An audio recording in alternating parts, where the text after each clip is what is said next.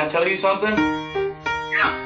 He's not just my friend. I am so proud of you. There have been moments in history when someone has had the courage to stand up for what they believe in, and that one action changes everything.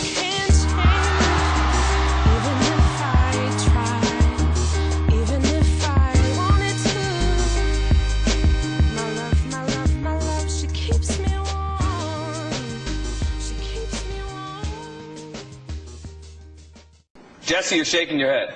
Well, first of all, I made a statement when I was governor, and I stand by it today. Love is bigger than government.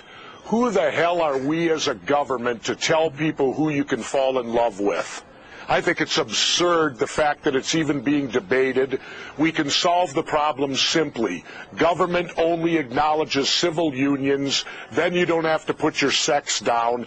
Let the churches acknowledge marriage. They're the private sector. If they don't want to acknowledge it, they have every right to do so. How on earth can we even entertain the fact that government should have the ability to tell you as an individual who you can fall in love with? Ridiculous. Jonathan, Pat, final thought. Well, final call. Marriage is a cinder block of society. Historically, it's between a man and a woman. It ought to be set aside for a man and a woman. If government wants to set up civil unions and benefits for people like that, it ought to be done by elected legislators, not by unanointed judges who are behaving more and more like tyrants in this country, imposing their values on us. Let me throw something out. You can't take a civil rights issue and put it up to a vote. If you did that, we might still have slavery if it was allowed to be voted on. Fair point. Jesse, you can't take civil rights and let people vote on it. Well, Jesse, what are you talking about? The Civil Rights Act of 1964 was voted on. The Voting Rights Act of 1965 was voted on by Congress. The Open Housing Act of 1968 was done by LBJ, pursuant to demonstrations by Martin Luther King. These were done by the representatives of the people, not by these unelected judges. Well, and not by the populace itself, Pat. Fine, if the elected officials will stand up for what's right and do what's right with civil rights like they did back then, I fully agree with you. But you can't put a civil rights issue on the general ballot in a state and let people vote on it, because if you do that in the southern states before, you can bet they would have voted to continue slavery. Sir, I want to first of all congratulate Louisa Wall for this bill. And I want to say, sir, that the good news about the years in this Parliament is you learn to deflect all of the dreadful sort of fire and brimstone accusations that are going to happen, sir. I've had a reverend in my local electorate call, the gay onslaught will start the day after this bill is passed. Sir, we're really struggling to know what the gay onslaught will look like. We don't know if it'll come down the Pakuranga Highway as a series of troops, or whether it'll be a gas that flows in over the electorate and locks us all in. I also, sir, had a Catholic priest tell me that I was supporting an unnatural act. I found that quite interesting, coming from someone who's taken an oath of celibacy for his whole life. I always say celibacy. Okay, we'll go with celibacy. Okay, I haven't done it, so I don't know what it's about. I also had a letter telling me I would burn in the fires of hell for eternity, and that was a bad mistake because I've got a degree in physics. I used the thermodynamic laws of physics. I put in my body weight and my humidity and so on. I assumed the furnace to be at 5,000 degrees, and I will last for just on 2.1 seconds. It's hardly eternity. What do you think?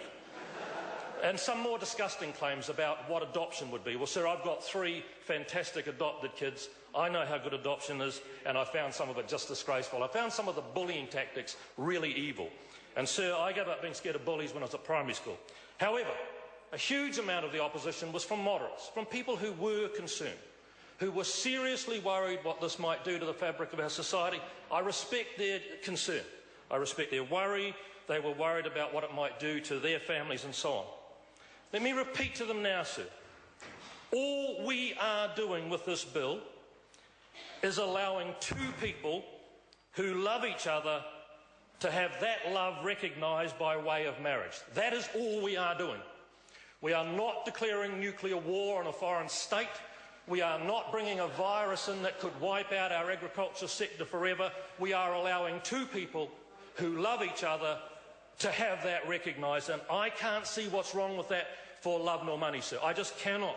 I cannot understand why someone would be opposed. I understand why people don't like what it is that others do. That's fine. We're all in that category.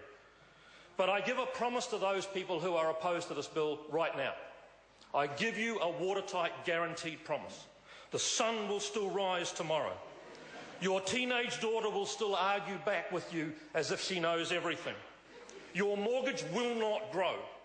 You will not have skin diseases or rashes or toads in your bed, sir. The world will just carry on. So don't make this into a big deal.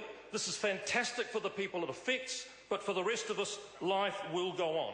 And finally, can I say, sir, one of the messages I had was that this bill was the cause of our drought. This bill was the cause of our drought. Well, if any of you follow my Twitter account, you will see that in the Pakuranga electorate this morning, it was pouring with rain. We have the most enormous big gay rainbow across my electorate. It has to be a sign, sir. It has to be a sign.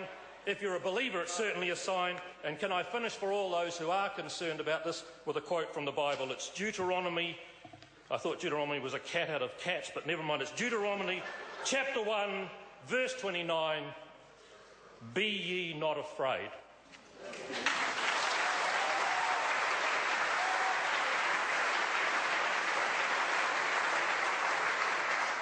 Order. Jamie Lee Ross. Mr. Speaker, I thank my colleague